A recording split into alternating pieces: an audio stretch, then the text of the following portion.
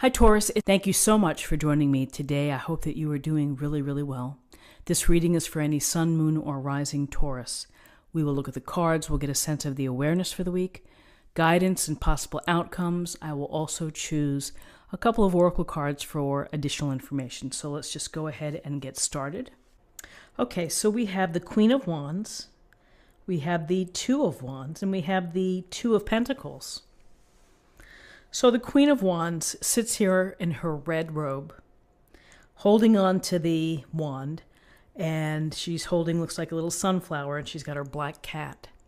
And, you know, she's, I would say, power central. It's a lot of power. There's a lot of dynamic spirit with the Queen of Wands. This energy is of someone who's a go-getter, someone who's not going to sit by and say I'm bored with life, because they're not going to allow that to happen. They're going to find the adventure. They're going to create the excitement. They're going to use that wand in order to bring out the passions, the enthusiasms, the things that are fun to do. And so with the Queen of Wands, you may be feeling that you want to take charge of your activities, or perhaps there's an area of your life where you really are going to make a move, take a first step. If it's in terms of dating, if you're single, maybe it's creating an online account or going to a social meetup to meet people. If you are hoping to incorporate your passions into your career, it may be setting up, again, opportunities to network, to meet others who are doing what you do, so that you can learn from them, so that you can see what the real deal is.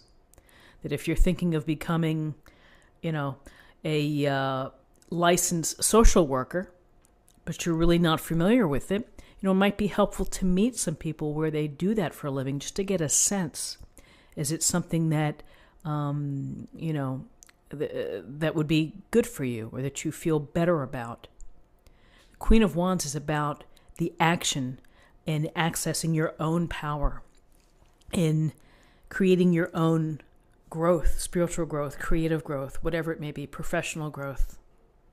And so she's a dominating energy because she's charismatic and is looking to do things and to do things well.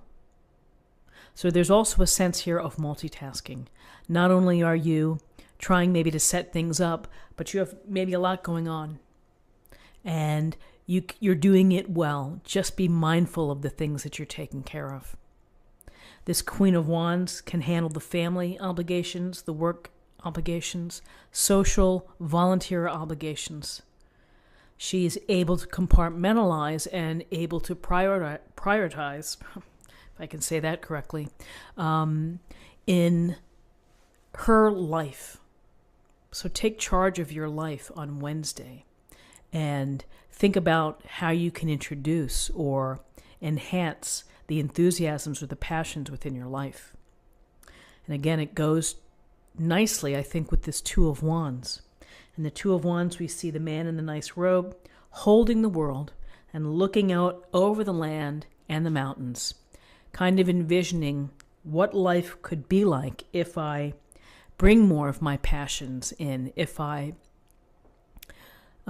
think about what I really want to do.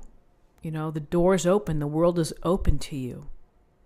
It's a matter of having the vision, having the plan to sort things out. And when we're looking at twos, we may be asking ourselves some questions like, well, if I decide to become a licensed social worker, I'm going to have to go back to school. How does that impact my finances? How does that impact my family? My current job? Am I going to be able to continue working while I do that? So as we are envisioning and thinking of the big picture here, we're also kind of percolating with the ideas of checks and balances, perhaps, or the pros and cons of what you have to do in order to get there. I think of the word impact when I look at the Two of Wands, of my vision and my dream. How does that affect or impact my current life? What will I have to take charge of? What will I have to cut back on? how will I need to address whatever it is in order for me to make this vision or this hope a reality? So with this Two of Wands here, we have the Two of Pentacles. And we see the man is juggling and he's trying not to drop the coins. And I love the infinity symbol here, because as soon as you think you're in balance, something else comes and you're all constantly juggling. Whether it's raining, snowing, sunny, cloudy, you have to juggle. Your personal life, your professional life, your relationships, your money coming in, money going out.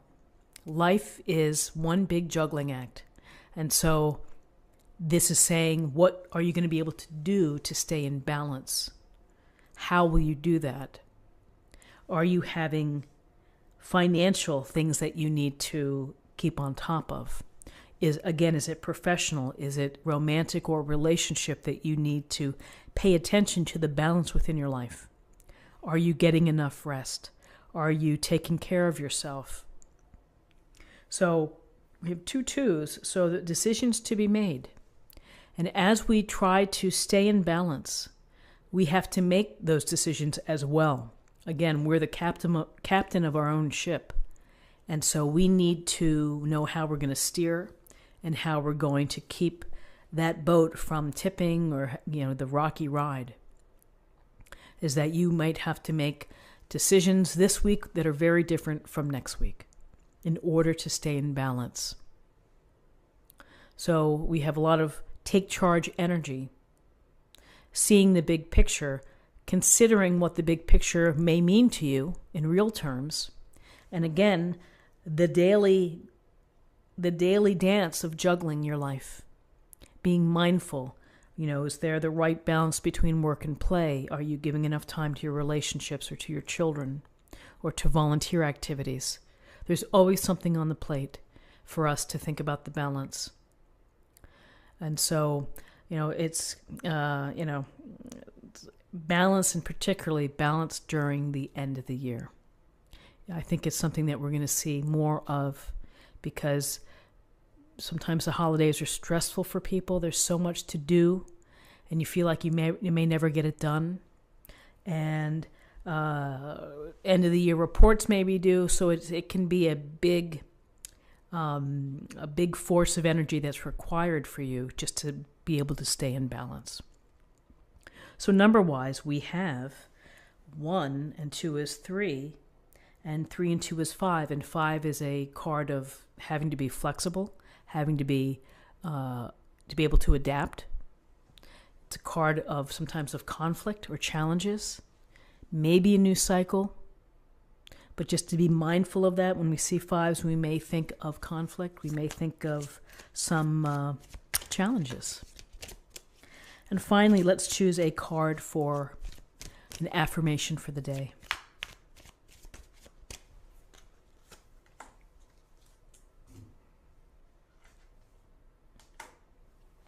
Patience. Just like Guns N' Roses sang, patience. Patience is a virtue. To be able to take a step back, to be able to not rush outcomes, but to take the time to do your best, to have a little patience. I don't know that the Queen of Wands would be so crazy about patience, but the combination between being a go-getter and knowing when to be patient is certainly a winning combination. So friends, this is what I have for you for the day. I hope that you found something helpful here with this reading. If you did, please subscribe if you haven't already. Like this video, share this video, comment below. I thank you for your time, and I'll see you tomorrow. Take care. Bye-bye.